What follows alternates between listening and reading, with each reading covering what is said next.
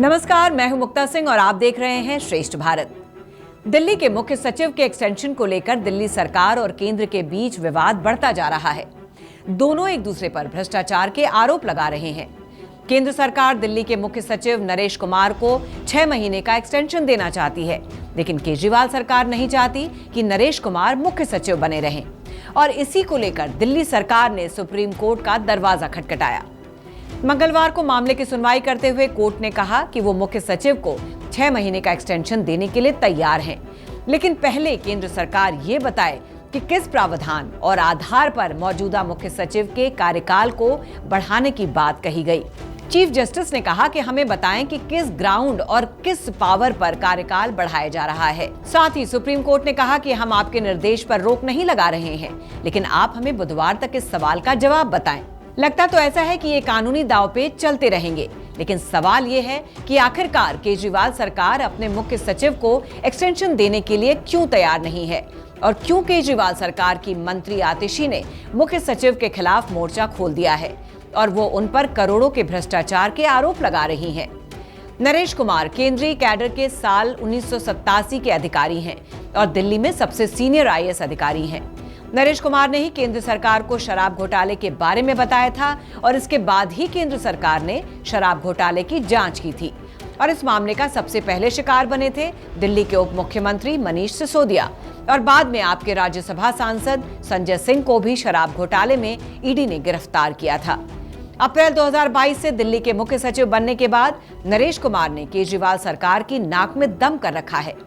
वो केजरीवाल सरकार के तमाम घोटालों का पर्दाफाश कर रहे हैं और केजरीवाल सरकार के कई मंत्री और नेता नरेश कुमार का शिकार बने हैं। खुद केजरीवाल शराब घोटाले और अपने घर के रेनोवेशन के मामले में फंस गए हैं। नरेश 30 नवंबर को रिटायर होने वाले हैं, लेकिन केंद्र सरकार नहीं चाहती कि वो रिटायर हों और इसी वजह से केंद्र सरकार नरेश कुमार को 6 महीने का एक्सटेंशन देना चाहती है। राजनीतिक वजह से देखा जाए तो ये बात भी आ जाती है कि अगले साल मई में लोकसभा के चुनाव होने हैं और केंद्र सरकार केजरीवाल की पार्टी की छवि को खराब करना चाहती है। इसमें नरेश कुमार वो रामबाण हैं जिनके पास केजरीवाल सरकार के घोटालों का लेखा जोखा है और वो लंबे वक्त तक केजरीवाल और आपके नेताओं को मुसीबत में फंसा कर रख सकते हैं। इसी साल 11 मई को एक अहम फैसले में सुप्रीम कोर्ट ने दिल्ली के बाबुओं के ट्रांसफर पोस्टिंग की पावर दिल्ली सरकार के हाथों में दे दी थी, लेकिन केंद्र सरकार एक विधेयक लेकर आई जिससे एक बार फिर दिल्ली के बाबुओं की किस्मत का फैसला केंद्र के हाथ में आ गया।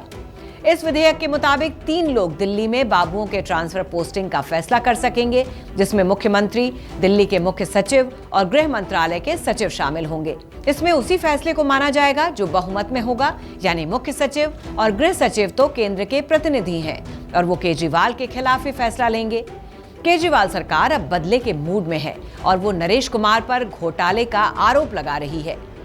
केजरीवाल सरकार में मंत्री आतिशी ने आरोप लगाया है कि दिल्ली में बन रहे द्वारका एक्सप्रेसवे में जमीन की खरीद फरोख्त में नरेश कुमार ने अपने बेटे को फायदा पहुंचाया है।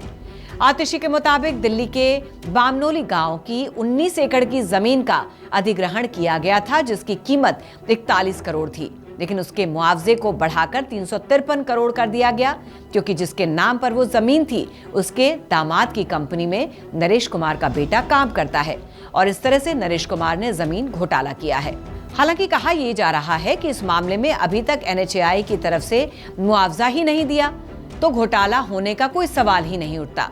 भले ही नरेश कुमार मुख्य सचिव ना रहे, लेकिन केंद्र सरकार अपनी पसंद के किसी IAS ऑफिसर को दिल्ली का मुख्य सचिव बनाकर रखेगी ताकि केजरीवाल सरकार पर नकेल कसी जा सके।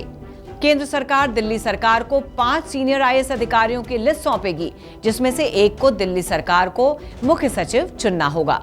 तो कुल मिलाकर लगता नहीं है कि केजरीवाल सरकार को मुसीबतों से छुटकारा मिलने वाला है और खुद कहीं केजरीवाल को जेल की हवा ना खानी पड़ जाए। तो फिलहाल की इस खबर में बस इतना ही। बाकी खबरों के लिए देखते रहिए श्रेष्ठ भारत।